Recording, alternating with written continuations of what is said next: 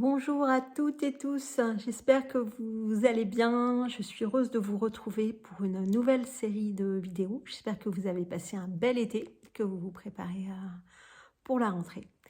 En ce qui me concerne, j'ai pu me reposer après un printemps et un début d'été intense. Et je suis de nouveau heureuse d'être disponible pour vous présenter ma compréhension de l'actualité astrologique et des enjeux importants qu'il y a pour nous tous en cette rentrée, tant au niveau de nos évolutions spirituelles qu'au niveau de la psyché humaine en général. Alors pour que ça soit pas trop long, je vais faire une série de vidéos assez courtes avec des thèmes précis pour vous planter le contexte, vous rappeler un petit peu mes compréhensions, les actualiser aussi par rapport à ce que je vous avais déjà partagé les mois précédents. Et puis peut-être ensuite, je ferai une vidéo en direct, je pense, comme ça me permettra de répondre à vos questions éventuellement.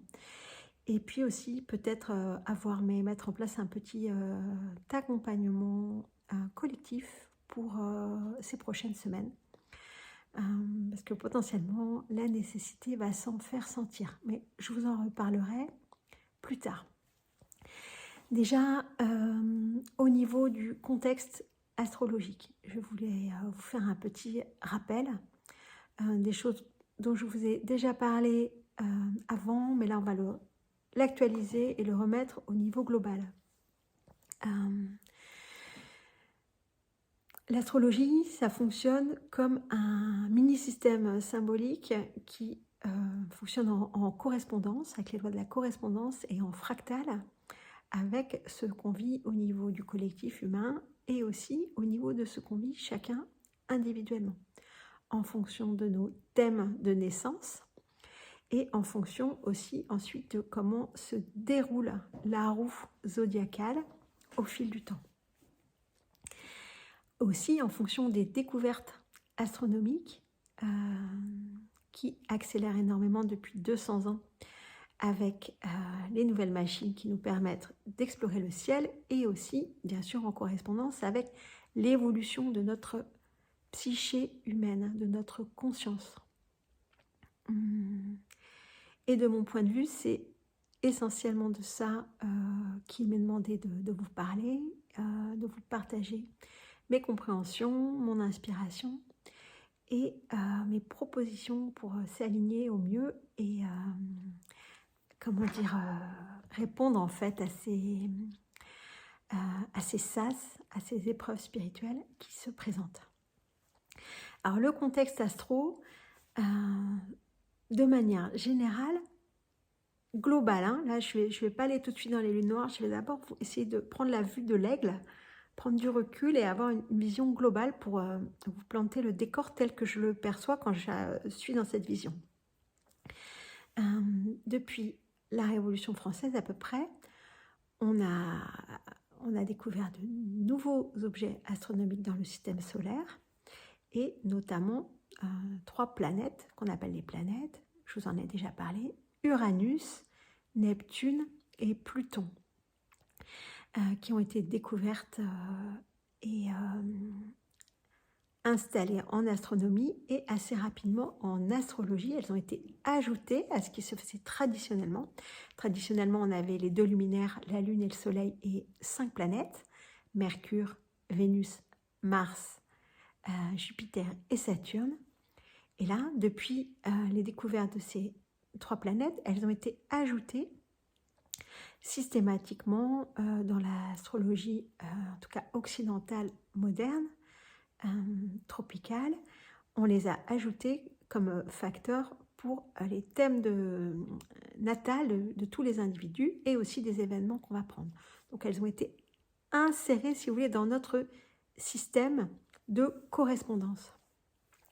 Mais ce qui se passe, c'est que elles ne sont pas encore complètement intégrées dans nos humains. Elles ne sont pas encore complètement incorporées, complètement incarnées. Et donc, pour le moment, elles agissent en sous-main. Elles agissent sur le collectif. Et comme on n'a pas encore véritablement fait d'alliance avec, quand elles s'activent, on les subit plutôt qu'on les sublime. Et elles se présentent souvent comme des fatalités ou comme de grandes complications. Et donc, un des paliers que la conscience humaine est en train de franchir, c'est petit à petit de mûrir, de maturer suffisamment pour pouvoir supporter la puissance de ces archétypes planétaires et de les assumer en présence, conscience et puissance. Ça, c'est le tableau de fond. En sachant que ce sont des planètes qui sont très éloignées dans le système solaire, donc elles ont un rythme qui est très lent par rapport à d'autres qui ont un rythme rapide. Donc, le plus rapide, c'est la Lune, donc c'est un luminaire, satellite de la Terre, qui met 28 ans, n'importe quoi, 28 jours à peu près à faire le tour du zodiaque, à retrouver sa position à peu près tous les 28 jours dans ce qu'on appelle le cycle synodique, qui correspond au cycle des pleines lunes et des nouvelles lunes. Et elle va faire le tour comme ça à peu près en 28 jours. C'est la plus rapide. Ensuite, on a le Soleil, avec Mercure et Vénus, qui ont leur propre cycle de rétrogradation, donc qui vont passer tour à tour devant et derrière le Soleil, mais qui vont toujours être très proches du Soleil. Et ensuite, les autres qui ont leur propre cycle, donc Mars qui fait à peu près 2 ans pour faire, donc le Soleil fait 1 an, une révolution solaire c'est 1 an. Mars il met à peu près 2 ans pour faire tout le tour d'une révolution zodiacale. Ensuite Jupiter il met 12 ans, Saturne 28 ans. Donc, vous voyez, la Lune 28 jours, Saturne 28 ans. On les retrouve souvent à Paris, la Lune et Saturne. Et ensuite, donc, on a la barrière de Chiron, donc, dont on a beaucoup parlé pour l'éclipse du début d'année, le 8 avril.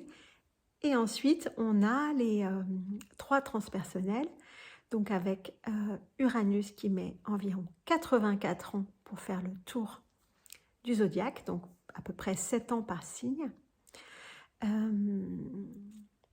Neptune qui met 180 ans, donc à peu près 16 ans par signe, et 15 ans par signe. Et puis Pluton qui lui met environ 240 ans, il me semble, pour faire le tour, donc en moyenne 20 ans par signe. En sachant que ce n'est pas tout à fait exact, c'est moyenne par signe, parce qu'ils n'ont pas des ellipses tout à fait...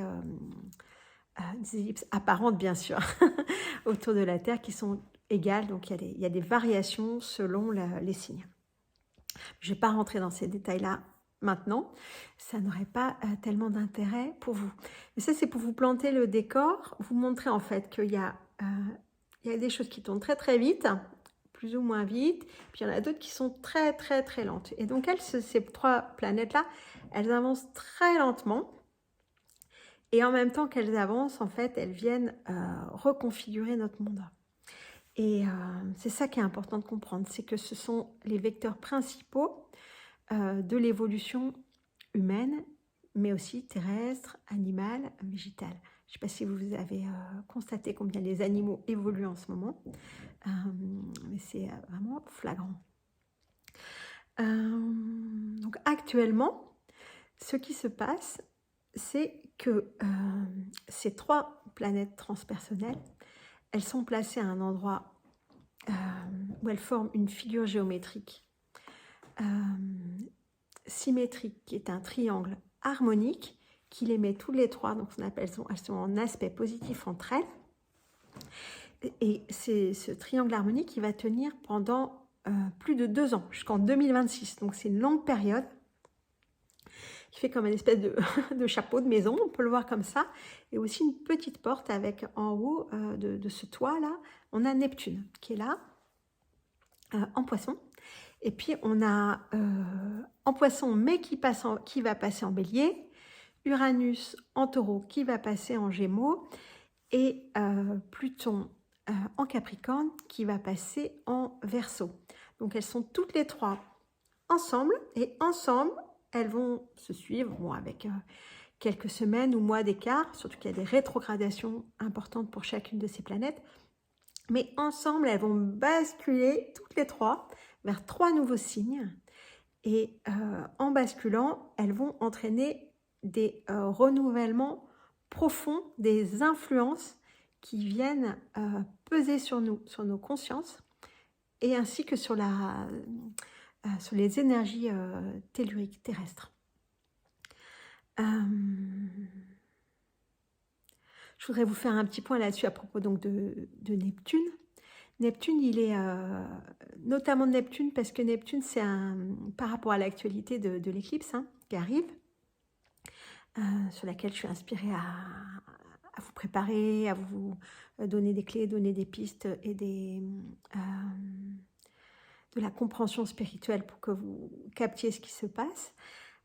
Neptune, dans le mythe de Persée, c'est l'antagoniste principal parmi les dieux. C'est lui qui vient violer Méduse, et ensuite c'est lui qui va aller délivrer le monstre Cétus en réponse à la colère générée par Cassiopée. Donc le mythe nous suggère que ce qui va se passer là, au moment où il va y avoir cet alignement tellement pointu et précis avec les lunes noires, ça nous demande d'être très vigilants en fait sur Neptune. Neptune qui va représenter plein de choses, mais notamment toute notre vie imaginaire en général, imaginale quand la conscience a déjà franchi des pas de lucidité, de sublimation, de reliance au divin. Donc là, il y a un cap qui est déjà franchi, mais avant que ce cap soit franchi, Neptune, c'est avant tout notre imaginaire, avec le meilleur et le pire de l'imaginaire. Je vous dresse le tableau. Le meilleur de l'imaginaire, c'est des idéaux qui vont nous permettre d'avoir des rêves, d'élaborer des projets, d'avoir de l'espoir, de nous aider à nous donner du sens et de la motivation. Mais l'imaginaire, ça peut aussi être de la mythomanie, du mensonge, de l'escroquerie, de l'illusion, de la confusion, et aussi tout ce qui est en lien avec les moments de conscience et les moments d'absence de conscience. Mais bon, ça, on va en reparler avec les lunes noires. Neptune, il est là, ultimement, quand il est devenu un allié, il nous permet d'incarner l'amour divin, l'amour universel, le fait de se sentir relié à tous les champs d'information qui nous correspondent, à pouvoir aller y glaner les informations et à pouvoir ensuite les restituer par amour sur ce plan. Donc c'est un très grand allié pour permettre à nos parts divines de venir irriguer notre part humaine. Donc c'est vraiment fondamental à capter, à comprendre, à accepter de l'incorporer. Mais pour ça, ça va demander d'assainir énormément notre psyché, notamment de toutes les fonctions malsaines de l'imaginaire. Et c'est en ça que vient s'insérer le travail sur les lunes noires qui va avoir lieu, qui va commencer pendant le portail d'éclipse. Neptune, là, il est en Poisson. Alors, c'est le signe qui est en correspondance en astrologie. Donc, les signes, ce sont des grandes matrices d'informations qui vont se déployer jusqu'à générer des formes pensées et puis des formes matérialisées, des patterns d'expérience, des patterns de dynamique, de fonctionnement. Chaque signe est une grande matrice. Donc il y en a 12 qui sont actuellement positionnés dans le système sur lequel je vous parle, donc de l'astrologie tropicale. Et à chacun de ces signes, on attribue une planète ou un luminaire ou deux qui sont les maîtres de ce signe. Et donc, on dit qu'ils ont une affinité particulière avec ce signe. Et quand ils y séjournent, on dit qu'ils sont à domicile. Et à ce moment-là, le signe est amplifié et la planète également est amplifiée. Donc Neptune, en Poisson, il est à domicile, il est chez lui. Donc ça veut dire qu'il est parfaitement à son aise. C'est un endroit où il est très puissant.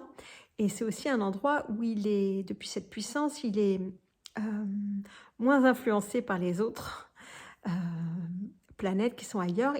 C'est un moment où il est assez dominant, en fait, dans le zodiaque. Une planète, quand elle est à domicile, surtout là, dans les planètes lentes. Et il y a aussi quelque chose de particulièrement important à comprendre avec ce signe des Poissons et Neptune qui est là sur le 29e degré du Bélier depuis longtemps, donc le 29e degré du Poisson. Il est là depuis longtemps et du coup, il va bientôt rentrer en Bélier. Et en fait, les Poissons, c'est le dernier signe. C'est la fin d'un cycle. C'est quand le cycle se boucle, se termine, qu'on retourne, vous voyez, dans l'universel du Poisson, comme le grand Noun, le grand océan cosmique. Et c'est le moment où on va de nouveau aller baigner dans cette immensité du champ de possibles. Et de là va se concevoir, il va y avoir la gestation invisible, intangible, impalpable de ce qui sera le renouveau en Bélier, qui est le premier signe. Donc on est à la toute fin d'un grand cycle neptunien, donc un cycle de 180 ans. Et en fait, il y a 180 ans, Neptune, il n'était pas encore découvert. On était juste avant sa découverte. Donc c'est un peu comme si c'est la première fois qu'en tant qu'humain, avec nos consciences, on va assister à un reset, un renouveau de Neptune quand il va passer en Bélier. Donc à la fin de l'année, là, il va faire plusieurs passages de rétrogradation. Mais c'est là, c'est fin 2024, début 2025, il me semble. Et on en reparlera plus précisément. Et ce que ça implique, c'est que potentiellement, tout notre imaginaire se renouvelle. Toute notre manière de concevoir nos rêves, nos compréhensions. Si vous voulez, Neptune, c'est pas une compréhension du tout logique, analytique, comme peut l'être Mercure ou d'une certaine manière Uranus. Avec Neptune, c'est une compréhension beaucoup plus comme apparentée à la Lune, c'est-à-dire directement sensitive, émotionnelle, qui va capter, qui va être directement un état ressenti, un état vibré, qui va se mettre en osmose, en fait. C'est l'hyper-empathie, vous voyez, avec Neptune. Et c'est aussi... ça peut être des états d'amour hyper puissants, par exemple, par moment, on sent la dilatation, là, quand on sent, vous voyez, les états de grâce, avec toute la dilatation qu'elle a, de l'amour, etc. C'est un Neptune, quand Neptune se dilate, par exemple. Mais ça peut aussi être des états de confusion énormes, quand il n'est pas correctement vécu. C'est des moments où on comprend absolument plus rien à ce qui se passe, où on peut être absent et ne plus avoir la possibilité de mettre de mots, de mettre de langage articulé sur ce qui est vécu et ressenti. Donc il y a une importance à faire une bonne alliance avec Neptune, et notamment une alliance qui va être articulée avec Uranus et avec Pluton. Donc ça nous présage un renouveau de l'imaginaire qui est en cours là, de gestation. C'est d'autant plus fort qu'il y a aussi dans le jeu Saturne. Alors Saturne, il représente la structure, notre structure, mais aussi nos frontières, nos limites, notre garde-fou,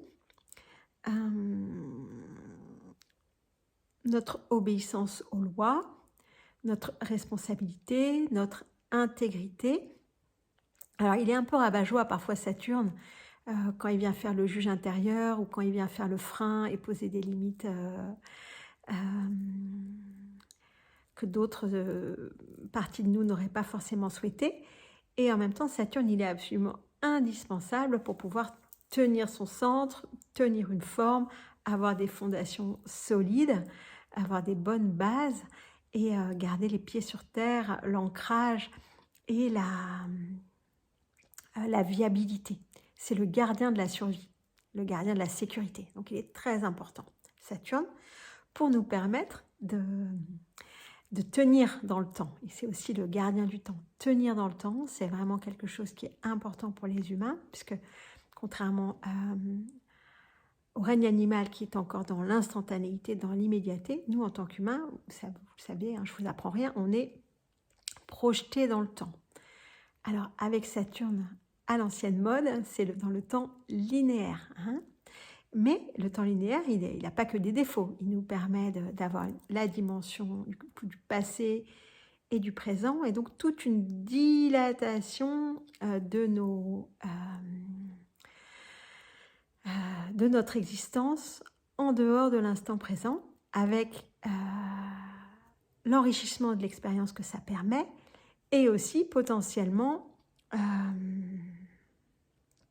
les problèmes que ça va susciter. Et ça, on en reparlera parce que c'est un point très important par rapport à Lune Noire, mais je ne vais pas rentrer dans le détail tout de suite. Si j'oublie de vous en reparler, faites-moi signe, parce que c'est hyper important. Et donc, notre ami Saturne, lui, il est secoué actuellement de deux façons par ces fameuses transpersonnelles qui sont plus fortes que lui. Lui, c'est le garde-fou, hein. C'est la dernière planète visible à l'œil nu. Donc, c'est en ça, et symboliquement, il représente les limites du monde tangible, du monde matériel, du monde qu'on peut capter juste avec nos sens incarnés. C'est la dernière planète qu'on peut voir à l'œil nu. Et donc là, notre conscience s'ouvrant vers l'invisible, nos appareils ont permis d'aller capter les transpersonnels un peu plus loin. Et Saturne, il doit négocier avec ces planètes qui ont plus de puissance que lui. Et donc, ça le met à rude épreuve, Saturne. Et là, il est doublement impacté. D'une part parce qu'il est lui aussi en poisson, donc, comme Neptune. Donc là, pour le moment, il avance, il est à peu près aux 2/3 des poissons, Saturne. Donc il est lui aussi en train d'être reconfiguré. Ça suggère qu'en ce moment, en poisson, il y a à la fois l'imaginaire collectif, l'inconscient collectif, mais aussi notre imaginaire individuel qui est en train d'être reconfiguré avec Neptune, mais il y a aussi notre structure collective, parce que Saturne représente la structure collective, du droit légal, des nations, etc., mais aussi nos structures individuelles. C'est en ce moment, tout ça, c'est dans le grand champ des possibles, en gestation pour la suite. Et ce qui va se passer, c'est que Saturne et Neptune, ils vont passer quasiment en même temps le reset, là, le passage du poisson en bélier. Tout début ils vont jouer avec leur cycle de rétrogradation, ils vont s'entrecroiser et ils vont franchir cette étape en même temps. Donc ça nous suggère que notre structure de régulation, notre structure qui nous tient, si vous voulez, à la matière et au temps, elle va franchir le nouveau cycle en même temps que tout cet imaginaire renouvelé. Et un autre facteur qui affecte énormément Saturne actuellement, c'est aussi le passage de Pluton du Capricorne au Verseau. Il me semble que je vous en ai déjà parlé dans une autre vidéo, donc je vous en dis juste quelques mots pour rafraîchir et actualiser la pensée et la compréhension à ce sujet. Je vous parlais de la maîtrise de certains signes par les planètes. Traditionnellement, Saturne, c'est le maître de 2 signes, le Capricorne et le Verseau. Et Saturne en Capricorne et en Verseau, il n'est pas exactement configuré de la même manière. Il y a le passage de la sécurité vers la liberté qui se passe là, et aussi le passage de la tradition en Capricorne au renouveau et à l'évolution en Verseau. Et le fait que Pluton, qui est la plus ultime des planètes, même si pour moi c'est pas une planète, mais c'est un système qui s'organise autour d'un point gravitationnel vide. comme un mini trou noir en fait, hein, aux confins du système solaire, avec une énorme force d'attraction du vide. Et donc Pluton, lui, il vient toujours tout renouveler en fait. En correspondance, il correspond donc à Hadès, hein, le dieu de la mort, le dieu des enfers. Et c'est la transmutation, c'est-à-dire qu'il vient tuer tout ce qui est presque mort pour que puisse renaître ou naître ou continuer de vivre ce qui est encore vivant. Et il y a quelque chose avec Pluton, c'est que quand il est activé, c'est implacable en fait. Il y a quelque chose de... il est plus puissant que tous les autres. Et donc là, en faisant ce passage du Capricorne au Verseau, c'est pareil, potentiellement il vient énormément renouveler qu'est-ce que c'est Saturne, qu'est-ce que c'est cette planète, quels sont ses attributs, comment elle fonctionne. Et donc il y a 2 endroits là où le Saturne il travaille très très fort. Et ça donc c'est en cours. C'est en cours et ça va prendre place tout au long là des prochains mois. Et comme je vous disais, avec ce triangle harmonique qui va tenir jusqu'en 2026. Alors, pour vous parler brièvement de la 3e transpersonnelle, donc Uranus, elle est encore en Taureau, donc c'est un cycle de 7 ans pour elle, et elle va passer bientôt en Gémeaux. Et donc en Gémeaux, elle va se retrouver en Taureau, elle était en chute, elle n'était pas bien. Uranus, le Taureau, c'est un signe qui a un fort ancrage, mais une forte résistance au changement. Et alors qu'Uranus, c'est une planète qui renouvelle, etc. Donc là, en arrivant en Gémeaux, elle va se retrouver très stimulée, notamment au niveau de nos intellects, de nos facultés d'apprentissage. Et de mon point de vue, ça va être une grande libération au niveau des astrocytes, en fait. On se prépare aussi pour tout ça qui me passionne et sur lesquels j'ai plein aussi de nouvelles choses à vous partager. Avant d'arrêter cette vidéo, un dernier petit point important, c'est le cerf-volant. Alors, je viens de parler d'astrocytes ou au contraire le cerveau extrêmement rapide. Donc le cerf-volant, là je ne parle pas du cerveau, je parle de la forme du cerf-volant. C'est une forme qu'on connaît en astrologie, qui est une forme très harmonique. Et vous voyez là le petit toit dont je vous parle avec les transpersonnels, du coup avec Neptune, Pluton et puis Uranus. Alors je ne sais pas trop comment vous allez voir sur l'écran par rapport à mes doigts, mais donc ça fait un petit triangle comme ça, harmonique. Et en fait en dessous, hop, on peut faire la suite d'un triangle équilatéral. Et du coup ça vient sur un point qui est en face de Neptune et qui est à la fin de la Vierge. Et sur ce point-là, il va y avoir ces prochaines semaines toutes les planètes personnelles et le Soleil qui vont venir se placer là, sur ce point. Et donc, au fur et à mesure, elles vont être mises en configuration harmonique avec ce triangle des transpersonnels. Et elles vont, elles aussi, nous permettre d'être réactualisées, réalignées, en face à face, en fait, avec cette porte des transpersonnels. Donc ça, c'est un préalable aux éclipses. Donc ça commence ces jours-ci avec Vénus, qui est positionnée là actuellement déjà. Et puis tous ces prochains jours, elle avance d'1 degré par jour. Donc elle va être... C'est une configuration qui tient plusieurs jours. Hein, et donc elle va être là impactée ces jours-ci par ces 3 transpersonnels. Et ce que ça implique avec Vénus, c'est potentiellement un renouvellement de notre compréhension de comment aimer, comment être aimable, comment harmoniser les choses, comment faire valoir la beauté, comment bien vivre notre yin,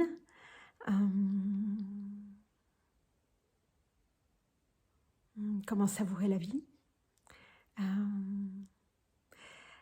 Elle a cette petite difficulté, Vénus, pour ces jours à venir, qu'en même temps qu'elle est dans cette configuration de cerf-volant, elle est aussi, ça stimule aussi une autre configuration astrologique, c'est la plus tendue du zodiaque, qui est ce qu'on appelle un carré en T.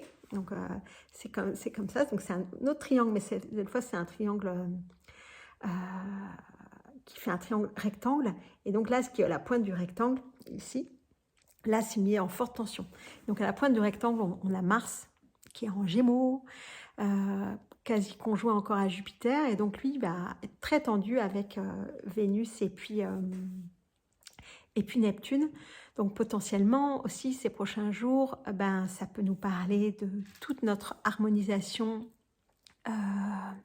masculin-féminin à l'intérieur de nous, yin-yang, donc à la fois à l'intérieur, aussi dans nos symétries internes, nos régulations harmoniques internes entre le donner et le recevoir, entre l'agir et le laisser faire, entre une réceptivité et puis une projection, etc. Et ça peut aussi être actif dans les couples, avec potentiellement des accros, vu que c'est quand même une configuration qui est très tendue, le carré hanté, avec Mars en Gémeaux qui peut être assez revendicatif. Donc je vous invite à d'être en conscience avec ça et de prendre soin en fait. Voir que derrière l'enjeu, c'est pas de se chamailler du tout, mais c'est de faire éclore une nouvelle Vénus. Donc je m'arrête pour cette première vidéo et puis j'enregistre la suite. À tout bientôt.